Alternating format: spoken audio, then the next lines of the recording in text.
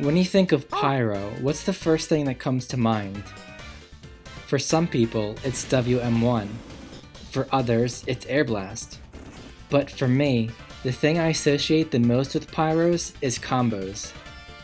When I say combos, I mean using two weapons in such a way that their damage output is greater than the sum of its parts. Like lighting someone on fire with a flamethrower and then hitting them with a crit flare gun. Newer players may not know this, but there was a time where Combo Pyro was arguably overpowered, able to melt full health opponents in a fraction of a second. How were Pyros able to do this, and how did Valve respond?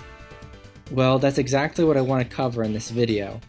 So take a trip down memory lane with me as we cover the evolution of Combo Pyro.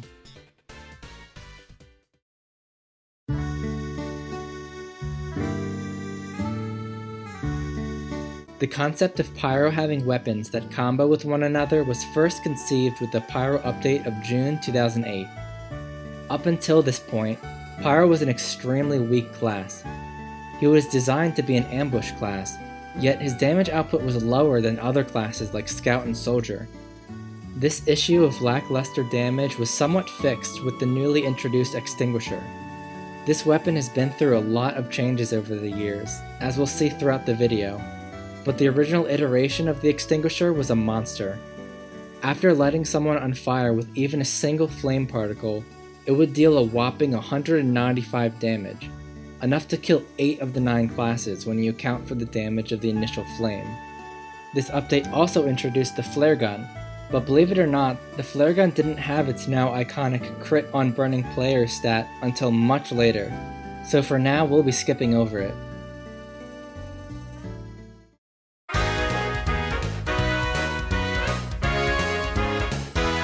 Two years passed after the Pyro update, which gave players time to figure out the most optimal way to play the class.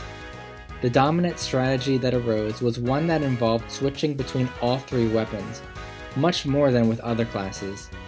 Switching to your flamethrower for close quarters combat and air blasting, to your shotgun for reliable mid-range damage, and to your extinguisher for punching anyone who gets too close.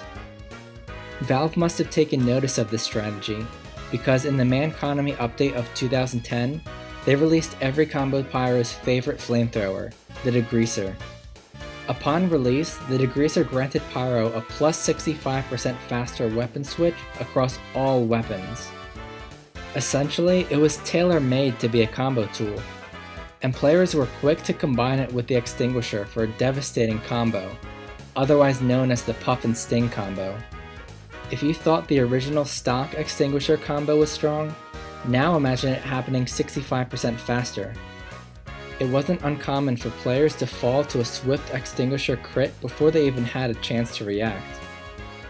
Even if someone was slightly outside your melee range, you could pin them against a wall with Air Blast and quickly swap to your Extinguisher to finish them off.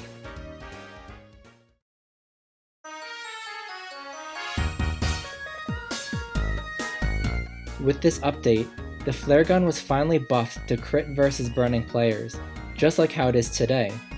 It was much easier to land crit flares back then though, since Air Blast used to pop enemies up at the same predictable angle.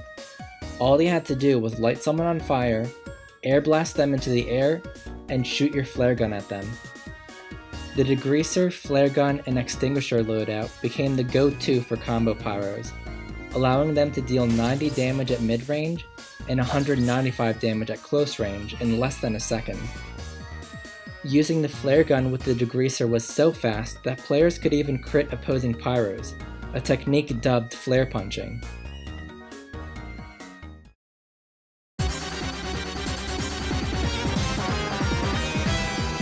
With the Manniversary update of 2011, came a change so controversial not even Valve themselves wanted to acknowledge it.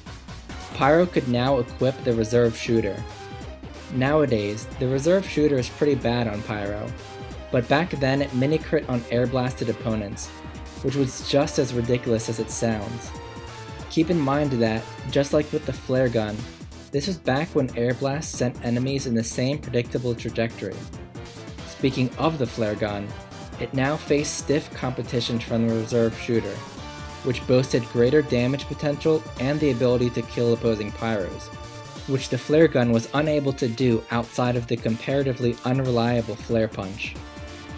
The reserve shooter also had a 15% faster weapon switch speed, which made both its own combos and combos with the extinguisher even faster. Switching weapons with both the degreaser and the reserve shooter took just under 0.2 of a second, literally in the blink of an eye. And this is the state Combo Pyro would remain in for nearly 3 years. It was during this time that Pyro players honed their comboing skills, with the easy burst damage of the flare gun and the reserve shooter, and the absurd power of the extinguisher. It was also during this time that Pyro hate began to grow, with many players arguing that Pyro shouldn't be able to deal so much damage so easily and so quickly off of a single air blast. Other players argued that even despite these strengths, Pyro was still extremely exploitable due to his poor range. Regardless of which side you were on, one thing was certain: if you were unlucky enough to get within the range of a competent combo Pyro, you weren't getting out alive.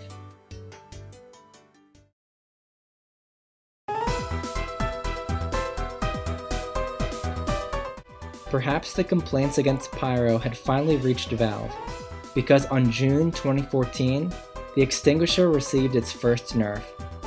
After this update, you had to be behind your target in order to receive a full crit. Otherwise, the extinguisher would only mini-crit. This was undoubtedly a nerf, but not enough to make the thing unusable. A mini-crit extinguisher hit still dealt 88 damage, enough to two-shot 7 of the 9 classes. Additionally, the potential for a massive 195 damage crit was still there. The only difference now was that Pyro players would need to strategize a bit in order to pull it off. All in all, despite the fall from grace, the extinguisher was still a viable offensive option for combo Pyros. That is, until the following year.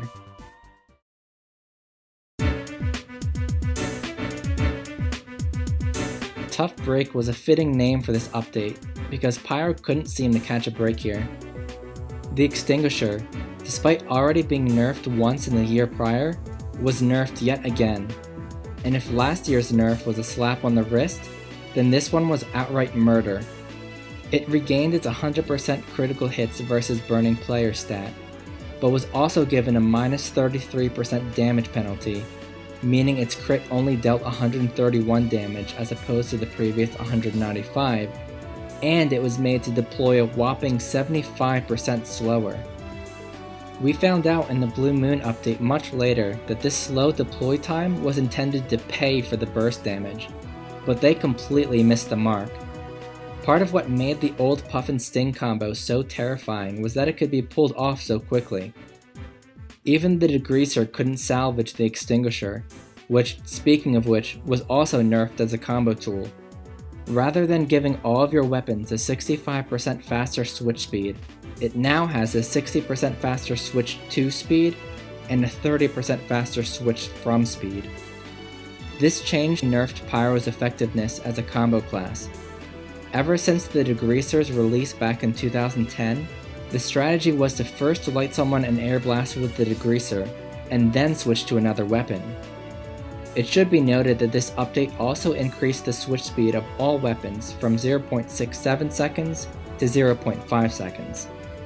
However, the degreaser was still noticeably slower than before the update, to say nothing of the extinguisher. With this single update, Combo Pyro was almost entirely killed off. The extinguisher was practically unusable, and the degreaser was a shell of its former self. The only combo that Pyro really had left was pairing the now nerfed degreaser with the flare gun or reserve shooter, the latter of which was becoming increasingly despised as time went on.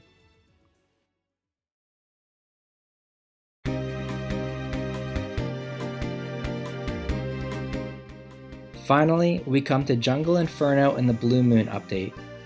I'm choosing to group these two together, since the changes made in Blue Moon were closely connected to those made in Jungle Inferno.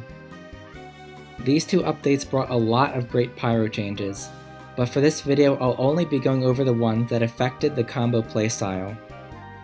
Possibly the biggest change was to Air Blast, with its knockback now being dependent on several factors, such as the Pyro's aim and the momentum of the target. Basically, whereas before it would send players at the same predictable angle, now there was a variety of possible angles that both the Pyro and the target had some amount of control over. In terms of combo potential, this change was a mixed bag. On one hand, it made landing combos that relied on Air Blast, such as crit flares, more difficult. But on the other hand, it gave a skilled Pyro player a wider range of angles to use for various combos.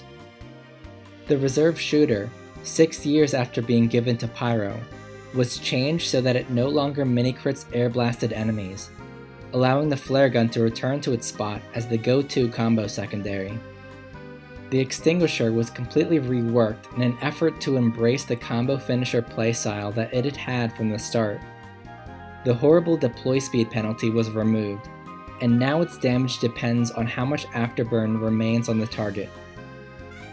Employing the Puff and Sting strat with this new version of the Extinguisher can still one-shot light classes, and the new speed boost you gain on kill lets you potentially chain multiple kills together. As for new content, I'd be remiss if I didn't bring up the Dragon's Fury. The design of this weapon is the epitome of combo Pyro. Light someone on fire, then hit them again for increased damage. The thing is basically a rapid-fire flare gun. Because it does increased damage versus burning enemies, that makes it pair well with flare guns, especially with the Scorch Shot, which I've already covered in other videos. You can even use the Dragon's Fury to combo into the Extinguisher against enemy Pyros, something that's much more difficult to do with any other flamethrower. Lastly, the newly reworked Panic Attack works great with the Degreaser, in a combo popularized by Lazy Purple, using the increased switch speeds of both weapons to put out huge damage, while also bypassing the Panic Attack's downside of decreased accuracy on successive shots. And that's where Combo Pyro remains today. This playstyle has gone through several highs and lows over the years, but I personally think it's in a great spot right now. Is it as strong as it was back before the Extinguisher was nerfed? Certainly not, but I think that's okay.